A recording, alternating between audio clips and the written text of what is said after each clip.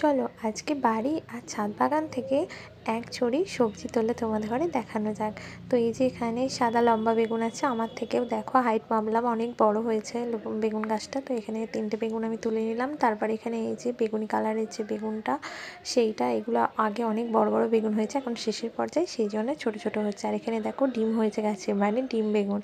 যদি এগুলো এখন অনেক ছোট, তাও একটা তুলে নিলাম। তারপরে দেখো পালং শাক, আরও বেগুন গাছ আছে, কুমড়ো গাছ, তো এগুলো এখন তুলবো না। আর আলু গাছ ছিল, আবার এদিকে একটা পেঁপে পেরে নিলাম। তারপর আমি এখানে পাতিলেবু তুলে নিচ্ছি, পাতিলেবু অনেক ছিল, আমাদের বাড়িতে পাতিলেবু গাছ আগে থেকেই লাগানো আছে অনেক।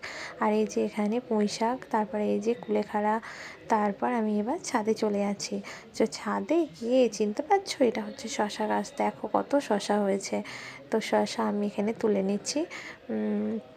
তো একটু কিন্তু মানে ব্যাকাচোরা আছে, তো ব্যাকাচোরা হোক না, তবুও নিচে বা মানে ছাদে এরকম লাগিয়ে মানে শশার টেস্টটাই কিন্তু আলাদা হয়, যে কোনো সবজি বলো।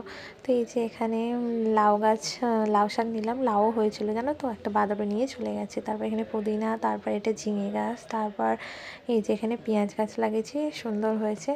তারপর দেখো বাজারের ঝুড়ি ভর্তি হয়ে গেছে, আমি তুলতে পারছি না। তারপর আমি তোমাদের সাথে শেয়ার করছি কী কী আমি সবজি এখানে তো আজকে আমি তুললাম। তো এখানে লাউ শাক, পুঁই শাক, কুলেখাড়া শাক, পুদিনা, তারপরে এই যে 3টে শসা, আরও শসা আছে কচি কচি। আর এই যে এখানে 3 রকমের বেগুন, তারপরে এই যে পেঁপে, পাতিলেবু, ব্যাস এই দিয়েই একদিনের সবজি কিন্তু হয়ে যাবে। টাটা।